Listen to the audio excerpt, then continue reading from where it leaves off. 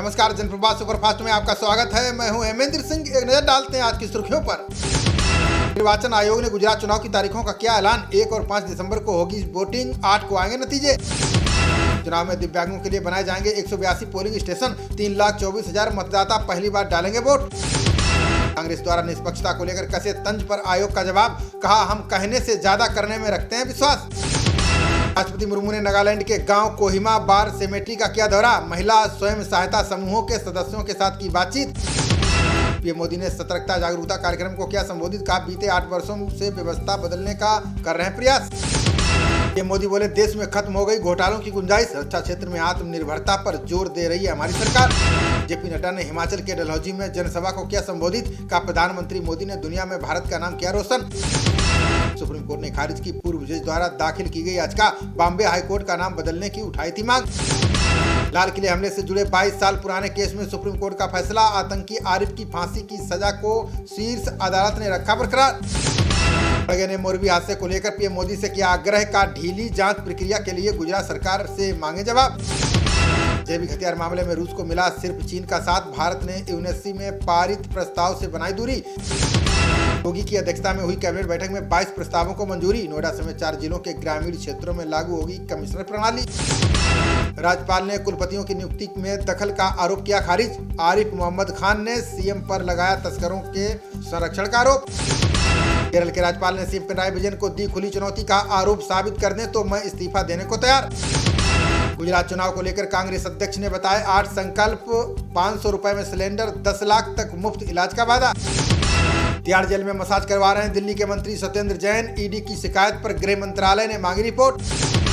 कानपुर नगर निगम ने एक ही सड़क निर्माण की बना दी 2 फाइलें। एक का बिल 5,65,000, दूसरे का 17,92,000 रुपए दिखाया। पश्चिमी विक्षोभ के चलते बिगड़ेगा उत्तर भारत के मौसम का मिजाज। जम्मू कश्मीर, लद्दाख और हिमाचल में बारिश की संभावना।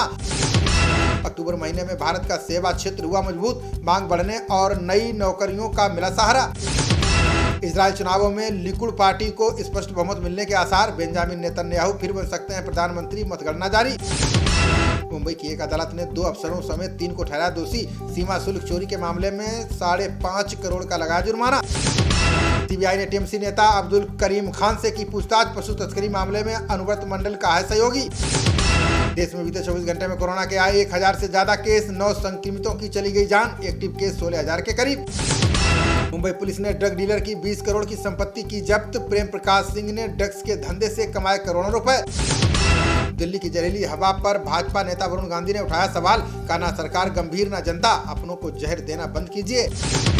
असम के सीएम ने अधिकारियों के साथ की 14 घंटे की मैराथन बैठक। वीर लचित बोरफुकन की 400वीं जयंती के कार्यक्रम पर हुआ मंथन। चुनाव से पहले कर्नाटक नेता कांग्रेस भाजपा में हुए शामिल। शशि कुमार और अनिल कुमार ने भी बीजेपी का थामा दामन।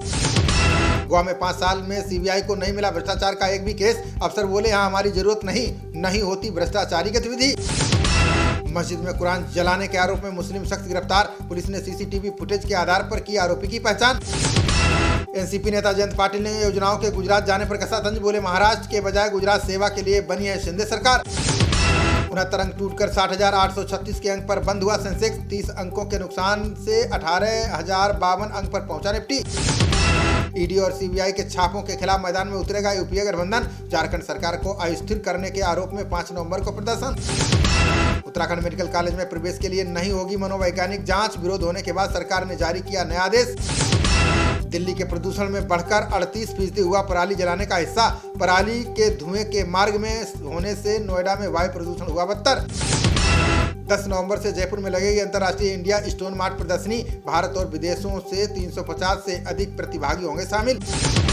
हिमाचल और गुजरात चुनावों की अलग घोषणा पर कांग्रेस का सवाल। रघु शर्मा बोले गुजरात में सार्वजनिक संसाधनों का हुआ दुरुपयोग। कोलकाता में चीनी महावाणिज्य दूत झा लियू ने उठाई मांग, बोले भारत चीन के बीच शुरू होनी चाहिए सीधी उड़ान सेवा। कर्नाटक में विद्यार्थियों के लिए शुरू किया जाएगा प्रतिदिन ध्यान सत्र। कर्नाटक के स्कूली शिक्षा मंत्री बीसी नागेश ने जारी किया आदेश। मुद्रास्फीति पर रिपोर्ट तैयार करने के लिए आरबीआई की बैठक शुरू। मुद्रास्फीति को 6% तक रखने की विफलता पर किया जाएगा मंथन। ब्रजेश पाठक ने सपा पर लगाया झूठी अफवाह फैलाने का आरोप, बोले डेंगू मरीजों के लिए प्लेटलेट्स और बेड की नहीं है कमी।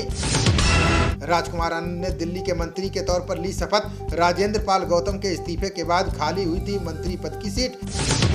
उड़ीसा में राजभवन परिसर से चंदन के वृक्ष की चोरी। हाई प्रोफाइल मामले की जांच के लिए सीसीटीवी फुटेज खंगाल रही पुलिस। रूसी आक्रमण ने यूक्रेन के 140 लाख निवासियों को किया प्रभावित। संयुक्त राष्ट्र की रिपोर्ट में बताया गया सबसे बड़ा पलायन। पंजाब में 72 किलो हेरोइन जब्ती मामले में 3 लोग गिरफ्तार। महाराष्ट्र पुलिस के साथ संयुक्त अभियान में मिली कामयाबी। ममता बनर्जी ने पीएम मोदी को पत्र लिखकर की अपील। बोली, गोविंद भोग चावल पर शुल्क माफ करे केंद्र सरकार। भारत जोड़ो यात्रा में शामिल हुए नौसेना के पूर्व प्रमुख एडमिरल रामदास जयराम रमेश बोले, 7 नवंबर को तेलंगाना चरण हो जाएगा पूरा। सेना ने पुंछ में एलओसी पर घुसपैठ की कोशिश को किया नाकाम। सुरक्षा बलों के साथ मुठभेड़ में एक दहशतगर्द हुआ ढेर। दिल्ली के छात्रों को व्यावसायिक शिक्षा देगी केजरीवाल सरकार। सिसोदिया बोले, पाठ्यक्रमों में दाखिला के लिए तैयार होगा कार्यक्रम। भाजपा ने केंद्रीय मंत्री प्रमाणिक के काफिले पर हमले का लगाया आरोप। पुलिस ने किया दावा, गृह राज्य मंत्री के साथ हुई मामूली धक्का मुक्की। कोहली और दीप्ति शर्मा आईसीसी के सर्वश्रेष्ठ खिलाड़ी के लिए नामित। जेमिमा रोड्रिग्स और पाक की निदा दार भी पुरस्कार की दौड़ में शामिल। खबरों का सिलसिला जारी रहेगा, देखते रहिए जनप्रवाद। नमस्कार।